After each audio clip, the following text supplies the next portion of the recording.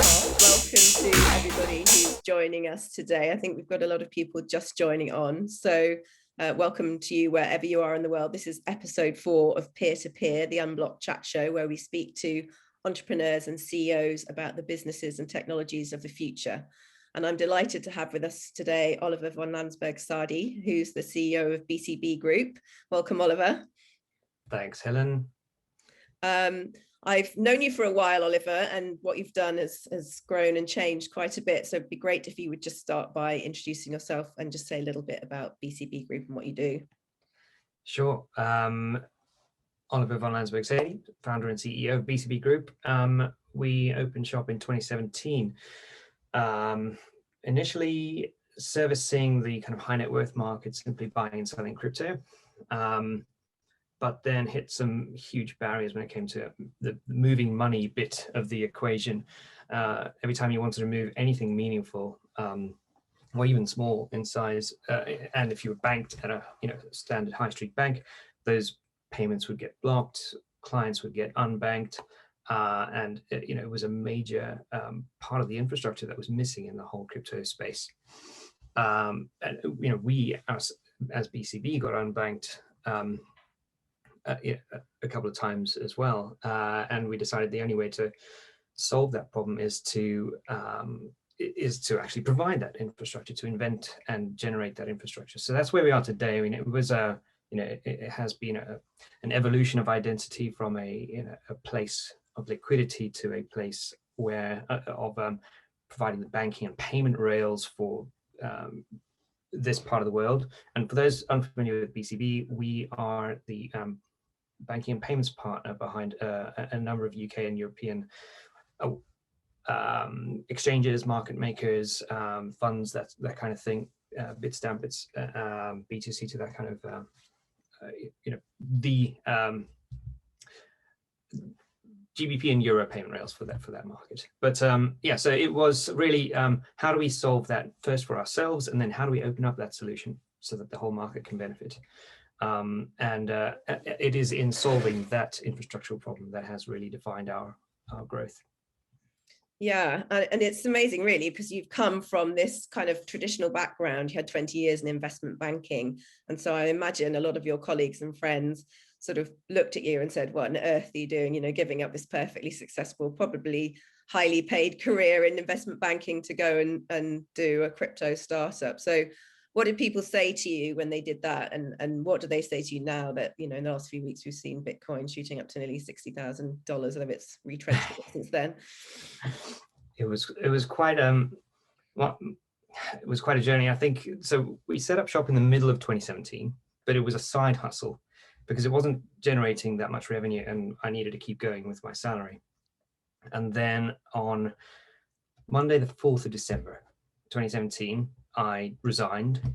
Business had reached a level where it was sustainable for me personally and my co-founder Ollie and a couple of people. By the Friday 8th of December 2017, I just said, look, don't pay me for my 2-month notice period. I need to leave now. This business is too busy. Wind forward 9 days later, Sunday 17th December, I've quit my job. I've left short of my notice period, and Bitcoin peaks.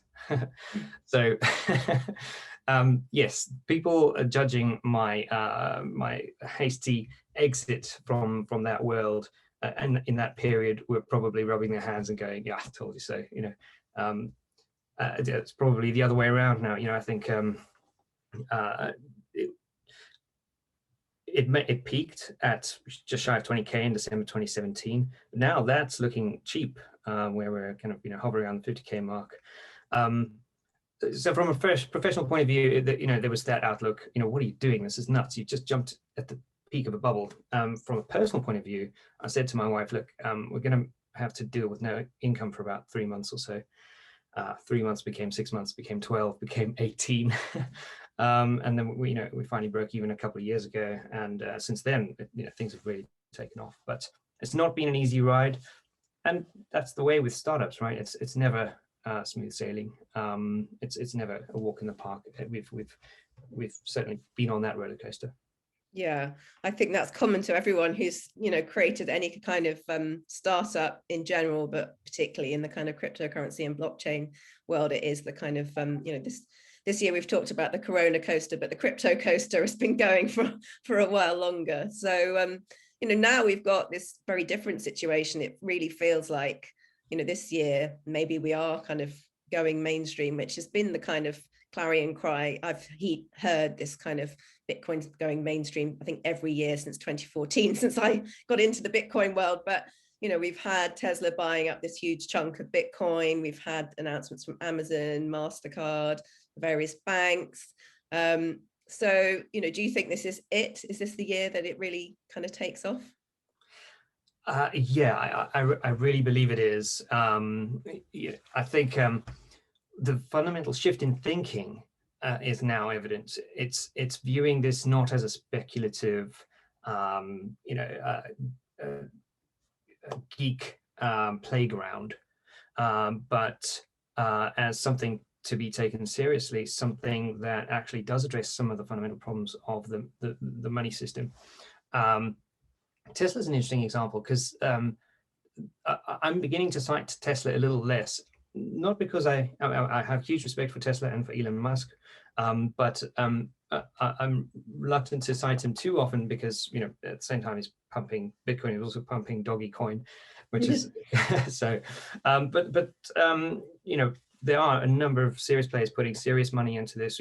We've launched a product to address that market called BCB Treasury, to allow companies who want to diversify their portfolios, their treasury portfolios, and park it into Bitcoin.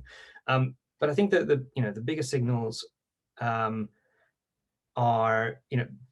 the wholesale debasement of currencies, printing money at a pace we've never seen before in first world economies, and now the Bitcoin market is starting to reach really meaningful sizes. So at the 54K price point, the market cap is $1 trillion. So that's the kind of that's the $1 trillion mark. Some numbers for comparison: the entire hedge fund market is $3 trillion. That's a 2019 stat. I'm sure it's give or take a bit.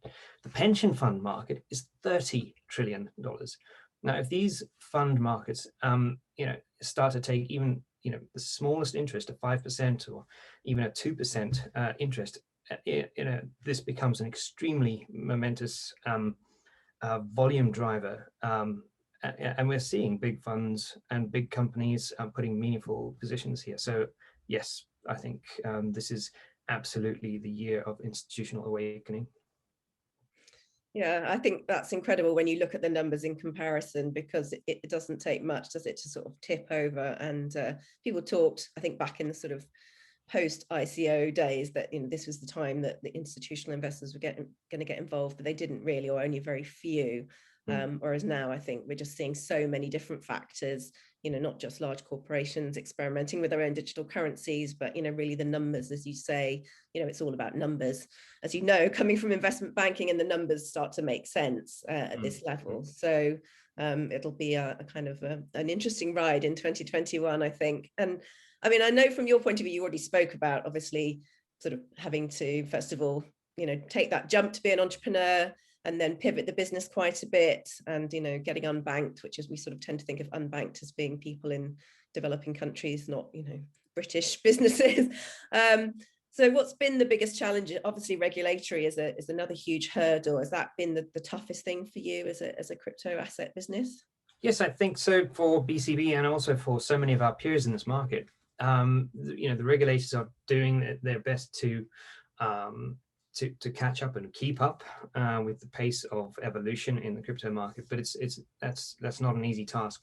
And I think the only way to meaningfully bridge the analog world of money with the new digital crypto or blockchain-based world of money is in a regulator-friendly way. It's not in an extreme kind of anarchic. The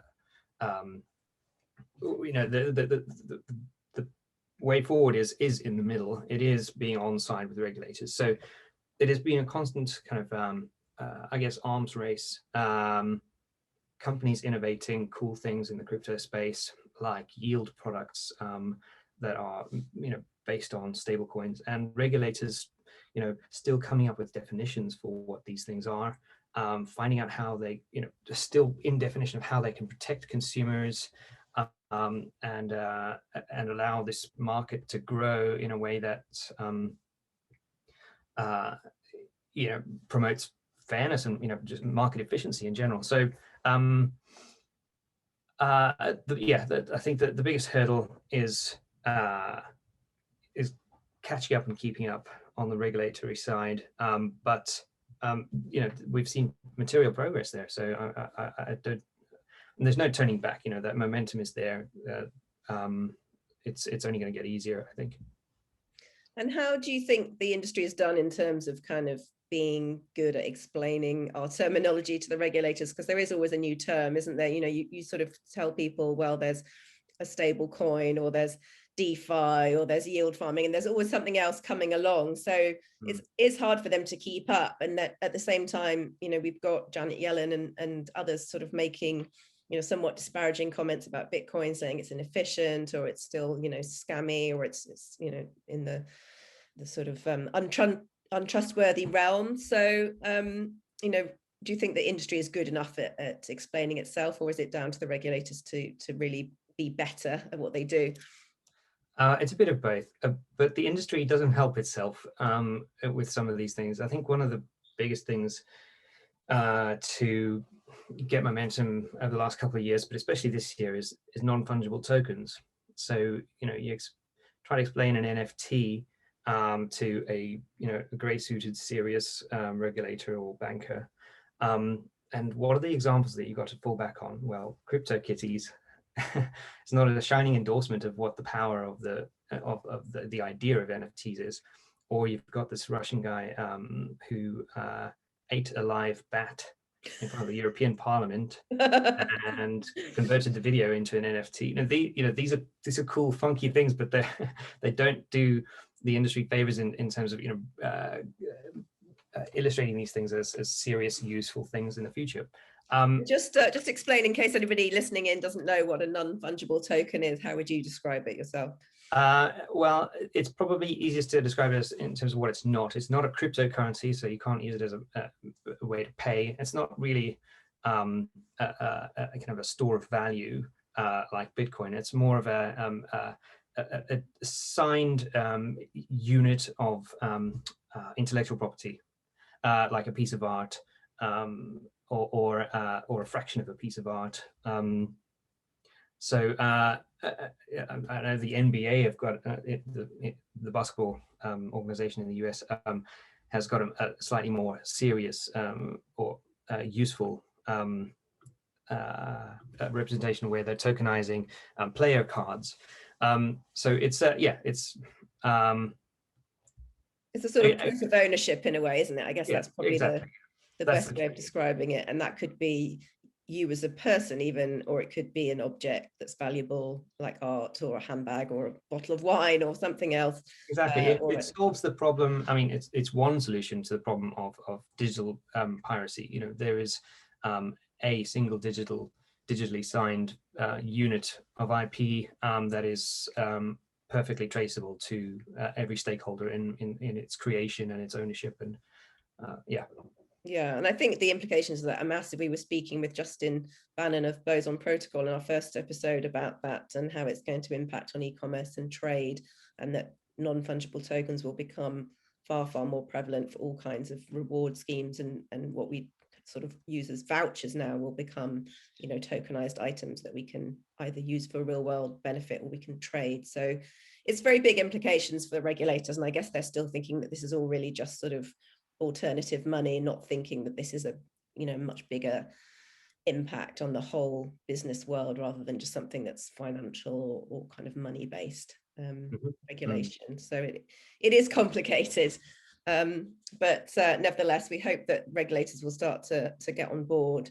And I know kind of broader than, we're talking a bit more broad now than simply just crypto assets or sort of crypto as money, but I know that you have an interest in social impact as well, and that a lot of other people in the blockchain world are very keen on using blockchain as a way of having a bigger impact on society. So just tell us a little bit about that, about how you're developing BCB along those lines as well.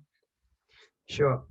So the BCB Foundation has always been part of the BCB family of products, but it's been in stealth mode for two reasons. One, the first 2 years, 2017, 2018, weren't meaningfully profitable enough to have any meaningful impact.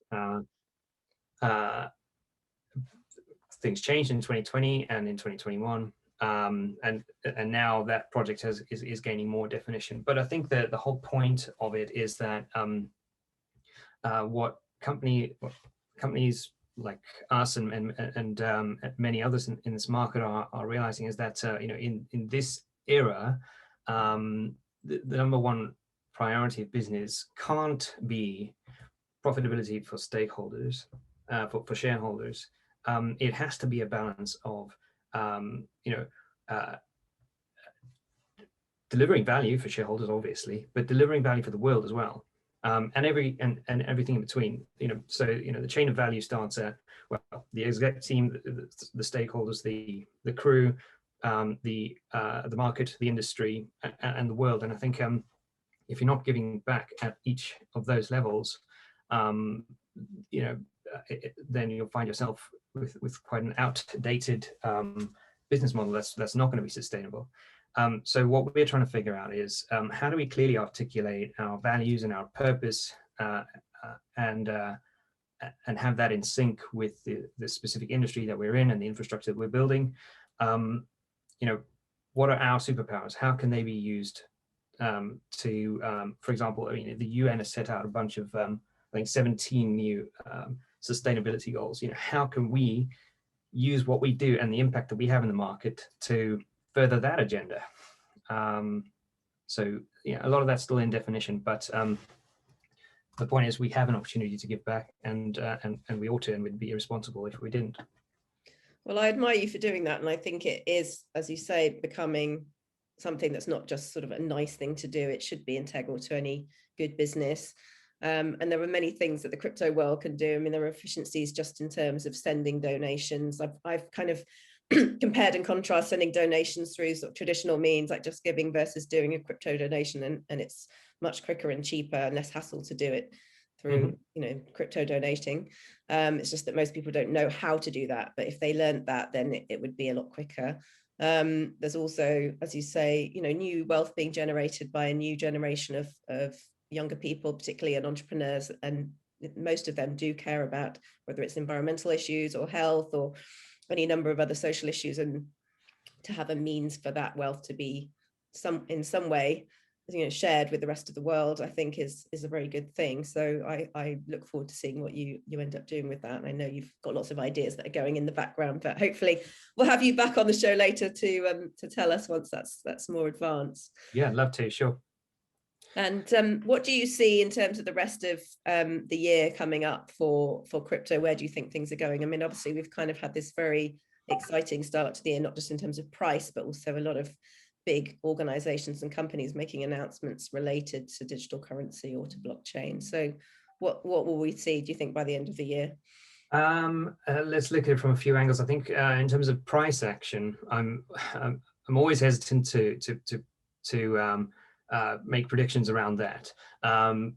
We will still see, very wild volatility, but the range of that volatility is creeping up steadily, and I think the index to watch is Pantera Capital's forecast of what do they call it? The regression to mean, I guess, versus the halving. So every time there's a halving, there's the whole kind of game changes. And they've been bang on with their with the levels that they've put out over the next few months. So take a look at that if you're interested from a price action point of view. From a market and systemic point of view, I think we're going to see some more.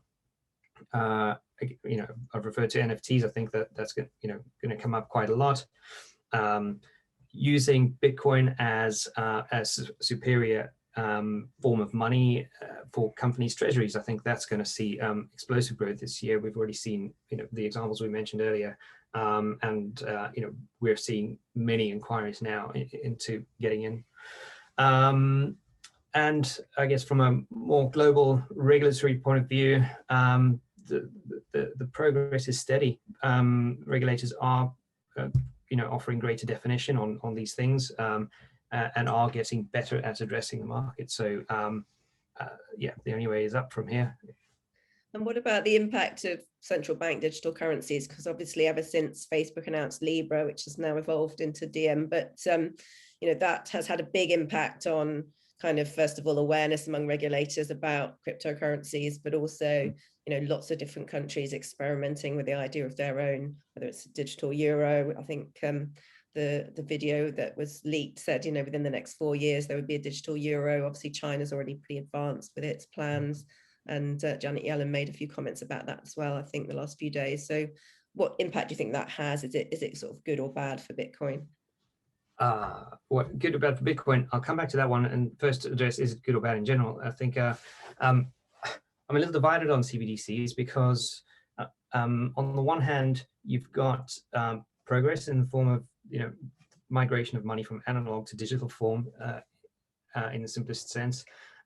So there will be huge efficiencies gained through that, but ultimately a CBDC is still a CB asset, and that CB can go and print a whole bunch more if they want to. So does it solve the inflationary problems of free money printing? I'm not convinced, but efficiency gains for sure, transparency gains, all that good stuff. Impact on Bitcoin, I think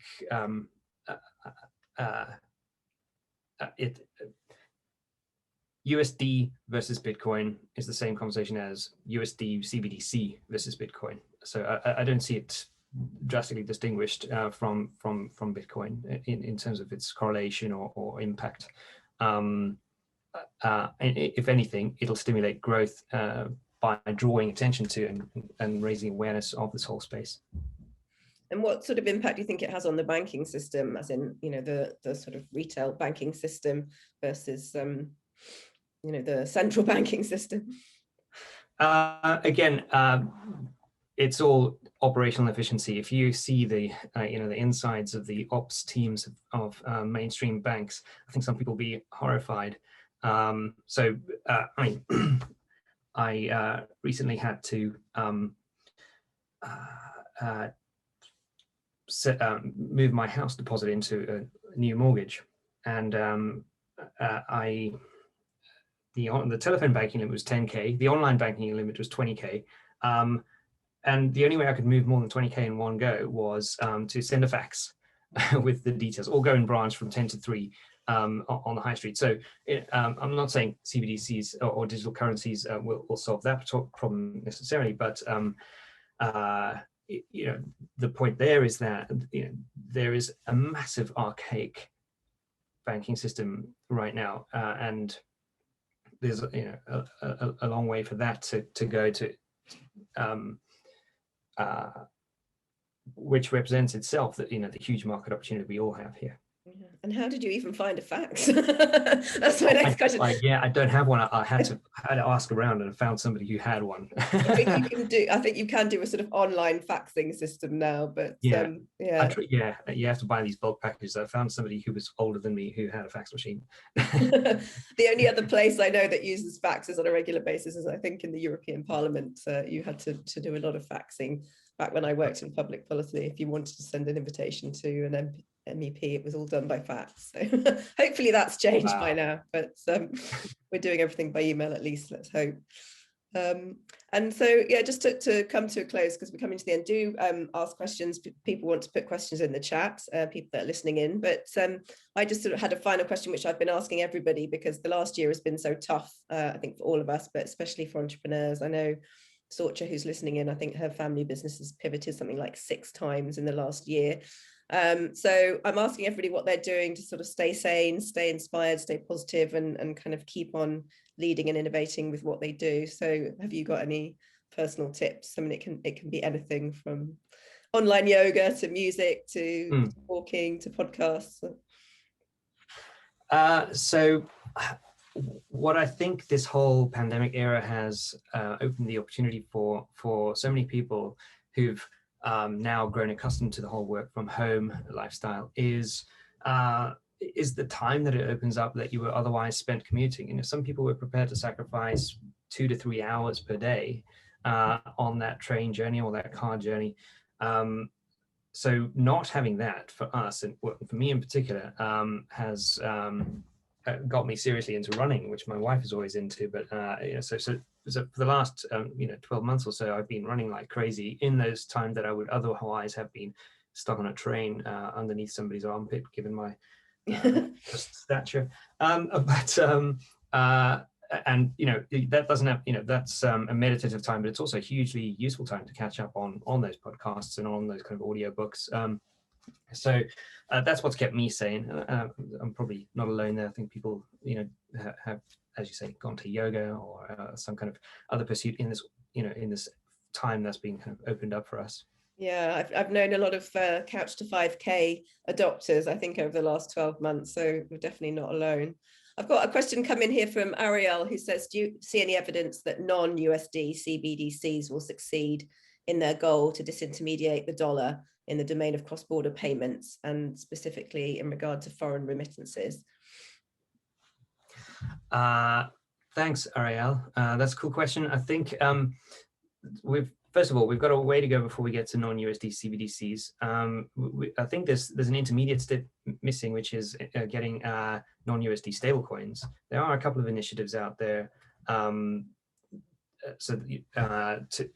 that, but I think it is one of the essential steps for that. But once we've actually got non-USD CBDCs, I don't see any strong contenders for a superior cross-border settlement outside Bitcoin. And so that leads us to zoom out to the broader question, you know, if and when do we see Bitcoin as the new global reserve currency?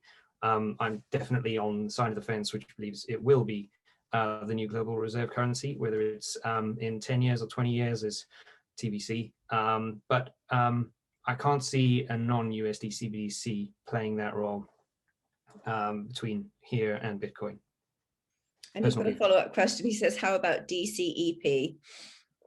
I don't know what that means. Can someone spell it out for me?